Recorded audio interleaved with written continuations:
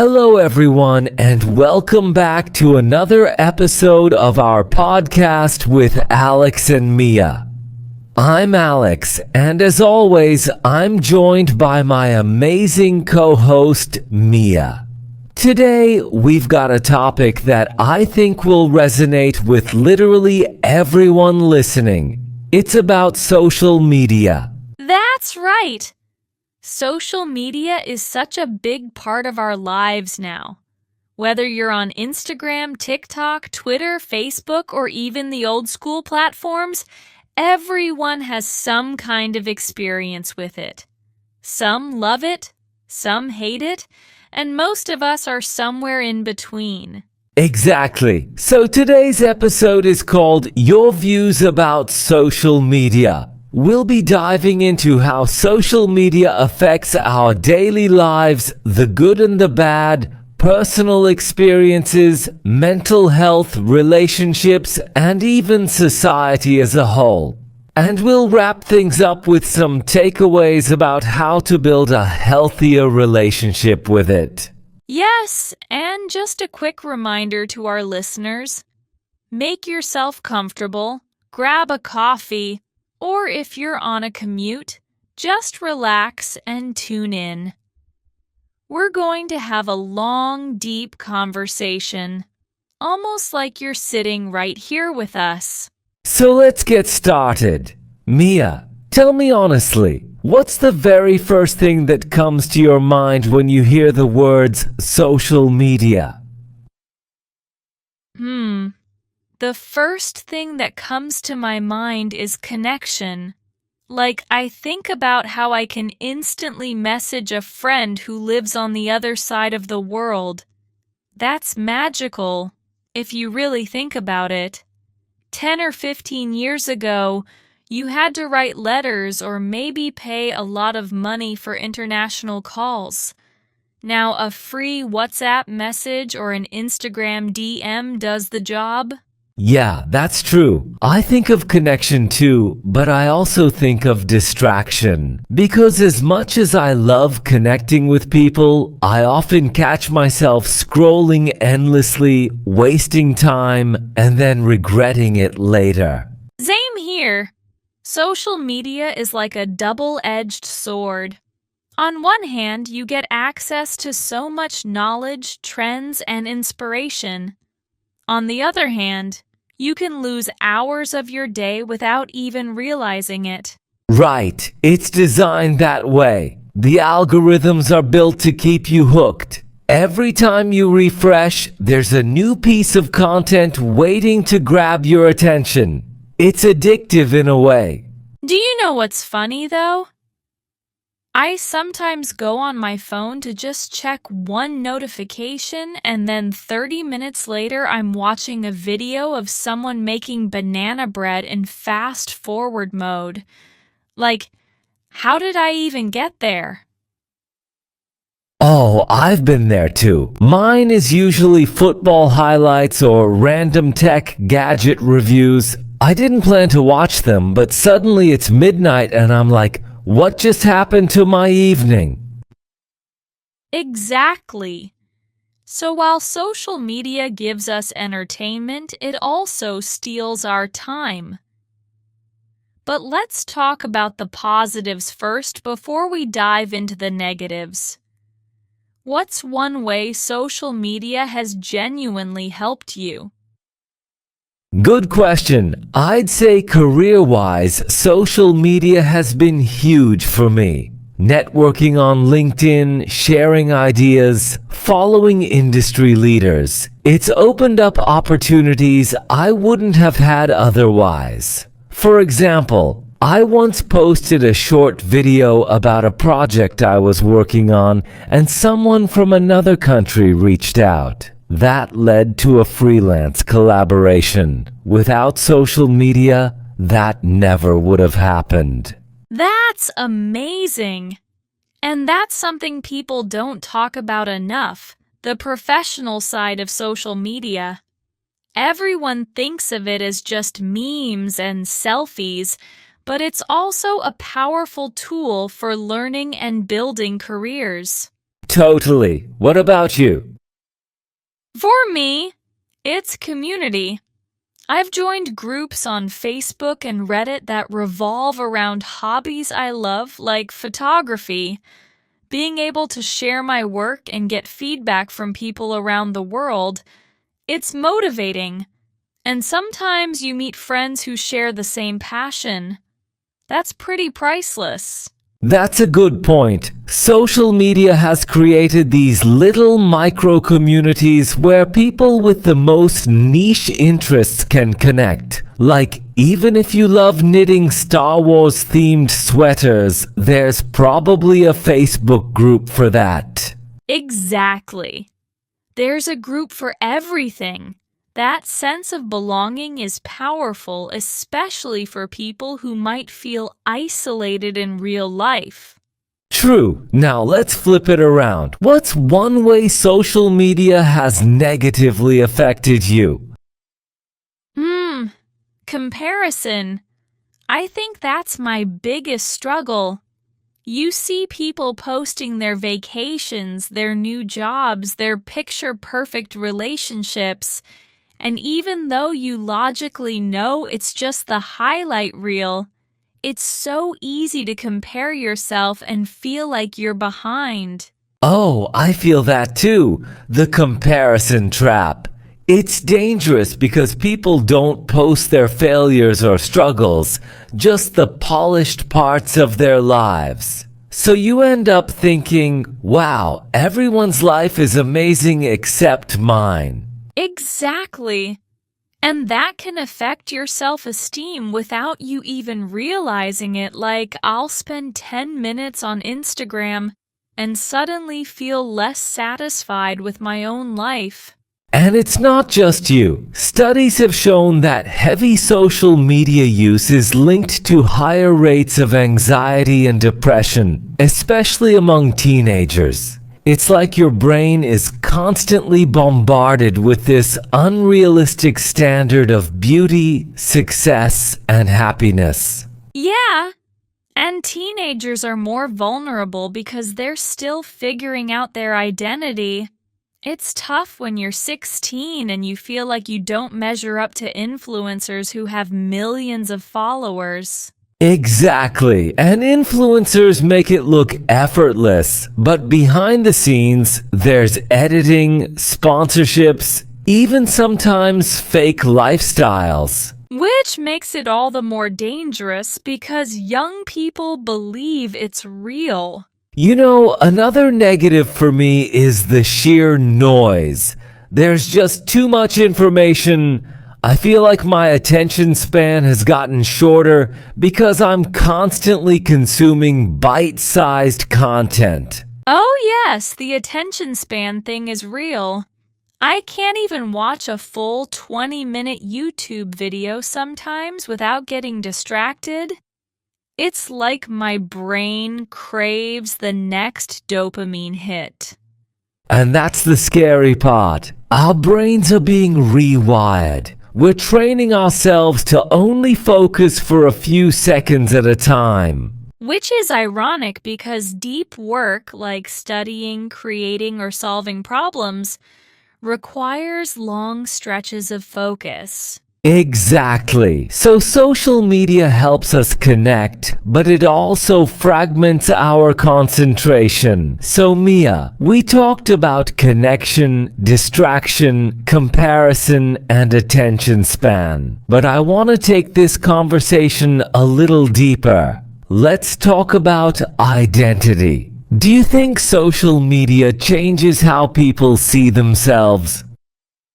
Absolutely. In fact, I think social media almost forces us to create a version of ourselves that might not be 100% authentic. Like, people curate their feeds to project a certain image. You know, only the best photos, the happiest moments, the filtered faces. That's so true. It's like we have our real selves and then we have our Instagram selves, and those two aren't always the same. Exactly. And sometimes the pressure to maintain that online persona can be exhausting. I've had friends who spend hours editing a single photo just to make sure it gets enough likes. Yeah, and the whole like culture can really mess with your head. If a post doesn't perform well, people feel rejected, like they're not good enough. That's the dark side of validation. Social media gives us instant feedback, likes, comments, shares. But that validation is temporary. So you keep posting, keep chasing that dopamine rush, and it becomes addictive. Right, and it's not just individuals, it also affects how businesses operate. Brands literally design campaigns around likes and shares because that's how attention translates into money. Speaking of money, let's not forget the influencer economy. 10 years ago, nobody thought being an influencer could be a career. Now teenagers dream of it. True. Influencing has become one of the most desired jobs. Kids are like, I want to be a YouTuber or a TikTok star. It's wild. But at the same time, it's not as glamorous as it looks. A lot of influencers deal with burnout, hate comments, and the pressure of staying relevant. Yeah, and many of them tie their self-worth to their follower count. That's a dangerous place to be. It is. And even for non-influencers, there's that silent competition: who has more followers, who gets more engagement. It becomes a numbers game. Do you think that's affecting real-life relationships? Definitely. I've seen friendships strain because one friend felt ignored online, like you didn't like my post or you didn't comment on my story. Oh, I've seen that too. Social media etiquette is a whole thing now. People expect you to engage, otherwise they think you don't care. Exactly. And that brings us to another interesting point: privacy. Because while we're sharing everything for validation, we're also giving away huge chunks of our personal lives. Yes, and most people don't realize how much data And then sold. Advertisers use that data to target you with ads so specific it's almost creepy. Oh, I've had those moments. I'll be talking to a friend about, say, hiking boots, and suddenly Instagram shows me an ad for hiking boots. Same! And even though companies say, we're not listening to your conversations, it sure feels like they are. Yeah, and that raises ethical questions. How much of our privacy are we sacrificing for convenience and entertainment? It's a trade-off. People want free platforms, but in reality, nothing is free. We're paying with our data. Exactly. If you're not paying for the product, you are the product. That's a line worth remembering. And honestly, it makes me wonder about the long-term consequences. Like, what will happen in 20 years when entire generations have lived their whole lives online? Good question. We're already seeing people's old tweets or posts resurface and cause controversies. Imagine what it'll be like in the future, when AI can dig through decades of your digital footprint. Scary thought. It means everything we post now could follow us forever. Exactly. That's why digital literacy is so important. Kids should be taught not just how to use social media, but how to use it responsibly. Yes! Schools teach math and science, but very few teach online etiquette, privacy settings, or how to spot misinformation. Speaking of misinformation, that's another massive problem with social media. Fake news spreads faster than real news. Oh, yes, and it's dangerous. We've seen it affect elections, public health, even entire societies. Right. The algorithms don't care if something is true or false. They only care if it gets engagement. And controversy gets engagement. So people end up in echo chambers only seeing content that confirms their beliefs. That polarizes society. Yes, and it makes it harder to have healthy debates. Everyone just shouts at each other in comment sections. Which is ironic because social media was supposed to bring us closer. In some ways, it's done the opposite. Exactly. It connects us globally but divides us locally. That's powerful. Connects us globally, divides us locally. And I think part of the reason is that online interactions lack nuance. You can't hear tone, you can't see facial expressions. So misunderstandings happen easily. Yes! A short comment might sound rude when it wasn't meant that way, or sarcasm doesn't come across. And then fights break out. Social media drama. It's a whole genre in itself.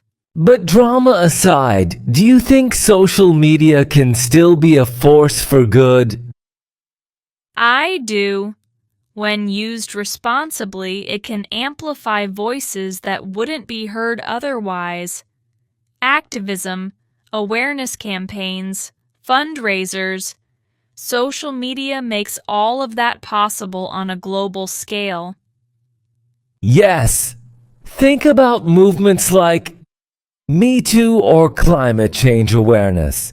Without social media, they wouldn't have spread as quickly. Exactly. It gives ordinary people the power to create change. So maybe the key is balance. Use social media for connection, learning, and positive change, but don't let it control your self-worth or waste all your time. That's it, balance. Like any tool, it can build or destroy depending on how you use it. Well said. So Mia, we touched on privacy, misinformation, and activism. Now, I think we should explore how social media affects mental health more deeply. Because honestly, that's where a lot of people struggle. Yes, I agree. Mental health is such an important angle, like we already mentioned comparison and validation earlier, but it goes even deeper. For many people, the way they feel about themselves is directly tied to their online presence. True, and that's worrying. Imagine your self-worth depending on likes, comments, or whether your TikTok goes viral. It's fragile. Exactly. I read a study recently that said heavy social media users, especially teenagers, report higher levels of anxiety, loneliness, and sleep problems. And it makes sense. If you're staying up till 2 a.m. scrolling, of course it affects your sleep, which then affects your mood. Yeah, sleep deprivation plus comparison equals a recipe for unhappiness. And honestly, I've been there myself. Sometimes I'll check Twitter before bed, and instead of winding down, I get caught in heated discussions or endless news updates. Then I can't fall asleep. Same here. My biggest trap is TikTok. I tell myself just 5 minutes and suddenly an hour has passed. Then I'm lying in bed, my brain's still overstimulated.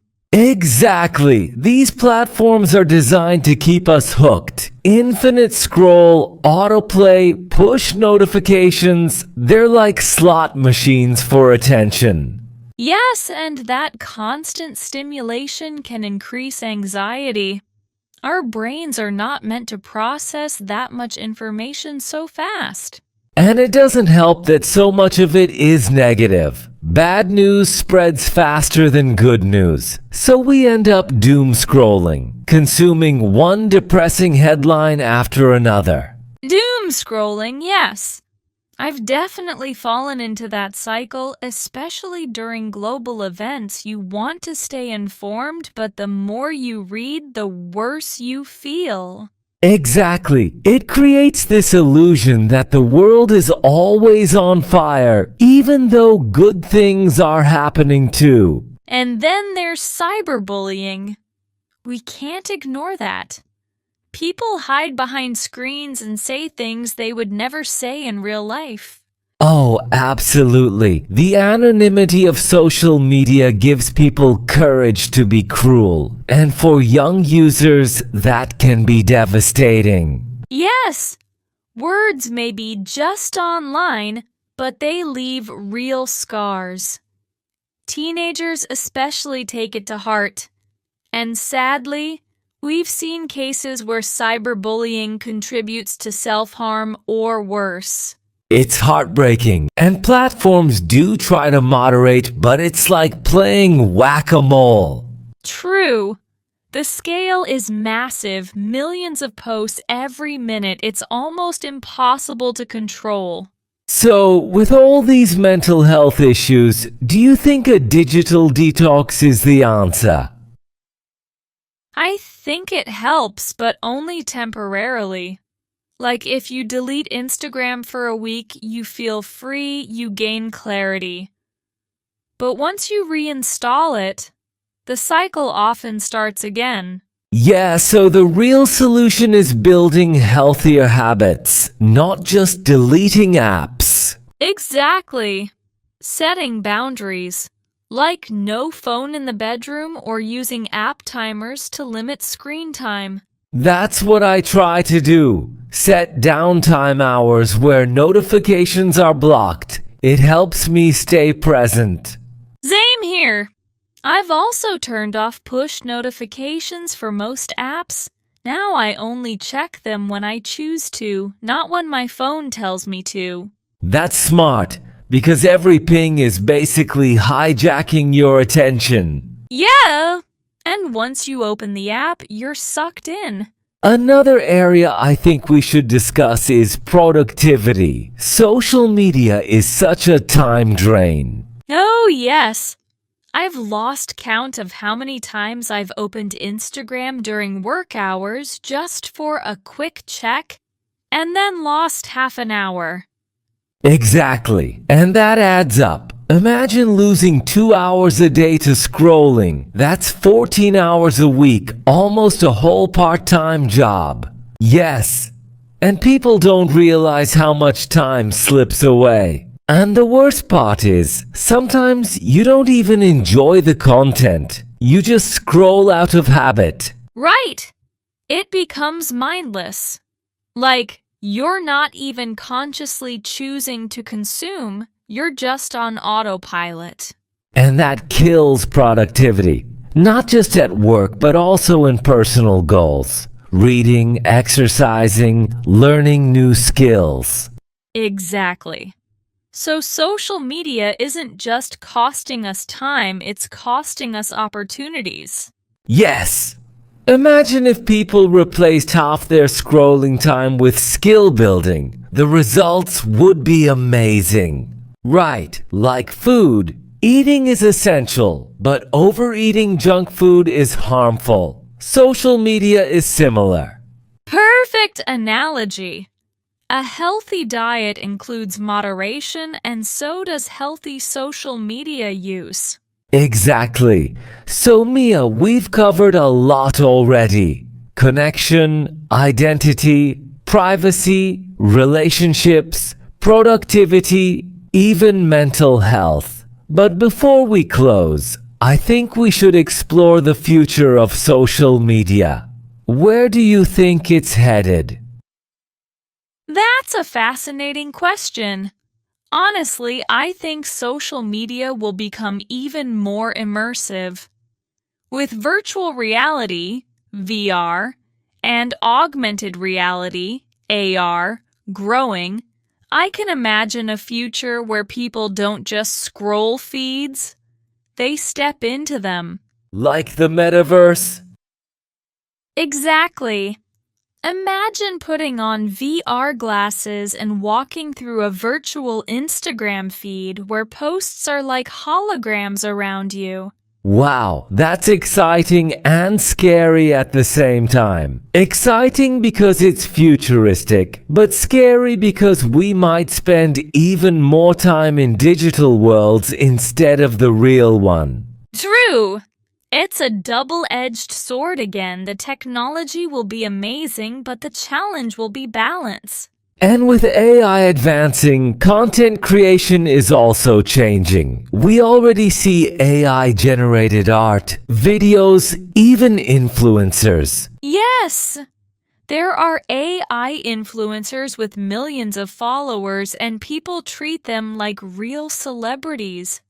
That blurs the line between reality and fiction. Well said, Mia. And with that, we'll wrap up today's episode of Deep Talks with Alex and Mia. Thank you for joining us for this deep dive into your views about social media. If you enjoyed this conversation, don't forget to follow, subscribe, and share it with your friends. And as always, we'd love to hear your thoughts. Drop us a message about your own views on social media. We might even read some of them in a future episode. Until next time, take care of yourselves, use social media wisely, and remember, the best connections are the ones you nurture in real life. See you in the next episode. Bye for now. Bye, everyone.